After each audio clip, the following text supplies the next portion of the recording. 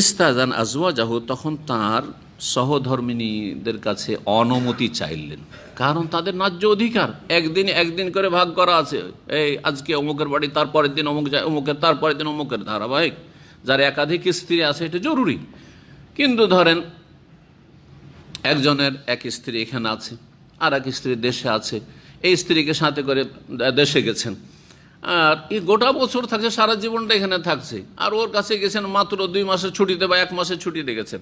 এখন এই যদি বলে যে না, ওর কাছে একদিন থাকবে, আমার কাছে একদিন থাকতে হবে, তখন আপনাকে কিসে আসতে হবে?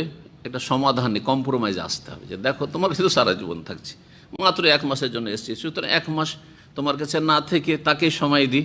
জায়েজ আছে না নেই? জায়েজ আছে।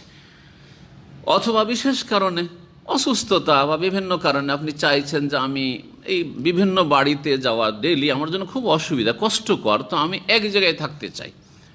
আর মানুষ বাহ্যিক ইনসাফ করবে, এটা জরুরি, কারণ বাহ্যিক ইনসাফ করতে পারবে, কিন্তু অন্তরের ইনসাফ করার ক্ষমতা নেই, কারণ অন্তরের মালিক একমাত্র আল্লাহ। কারো সাথে একটু বেশি মহব্বত, কারো সাথে কম মহব্বত, এটা কিন্তু আপনার আমার হাতে নেই। হ্যাঁ, কলবের নিয়ন্ত্রণ একমাত্র কার হাতে আছে?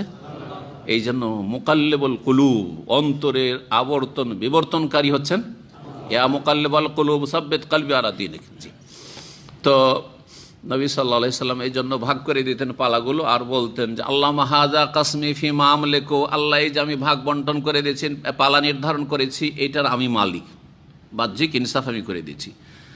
ফালা তালুমনি ফিমা তামলিকু আলা আমলিকু, সুতরাং আমাকে আল্লাহ ধরিও না, তিরস্কার করিও না, ভর্ৎসনা দিও না এমন ক্ষেত্রে যেটার মালিক তুমি, আমি মালিক না। সেটা কি? অন্তরের ভালোবাসা। কারোর সাথে যদি একটু ভালোবাসা 9 বিবির মধ্যে ভালো বেশি থাকে, কারোর সাথে একটু কম থাকে, আল্লাহ যদি পকড়াও করেন তো মাপ পাওয়া যাবে। তো আল্লাহর কাছে দোয়া, আল্লাহ ধরিও না আল্লাহ, কারণ এটা আমার ক্ষমতা না, এটা তোমার ক্ষমতায়। তো নবী সাল্লাল্লাহু আলাইহি ওয়াসাল্লাম শেষ সময় চাইছিলেন যে এক জায়গায় থাকে, এক তো অসুস্থ অবস্থায় সবার বাড়ি এভাবে যাওয়া প্রতিদিন, এটা বড় কষ্টকর। 2 নম্বর কথা, শেষ জীবনটা ছোট স্ত্রীর কাছে কাটুক, অল্প বয়সে তিনি, সুতরাং চাইছেন আয়েশা রাদিয়াল্লাহু তাআলার কাছে থাকার জন্য। আইনা আনা গাদান, আইনা আনা গাদান, আগামীকালে কোথায় থাকবো, কোথায় থাকবো, কোথায় থাকবো বলছিলেন।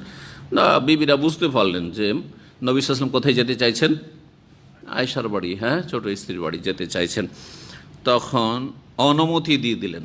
নবী সাল্লাল্লাহু আলাইহি ওয়াসাল্লাম অনুমতি চেয়েছিলেন, বলছেন আই ওমর রাজা ফি বাইতি, আমার বাড়িতে তার সেবা শুশ্রূষা হোক শেষ সময়ে, অন্তিমকালে, এই জন্য।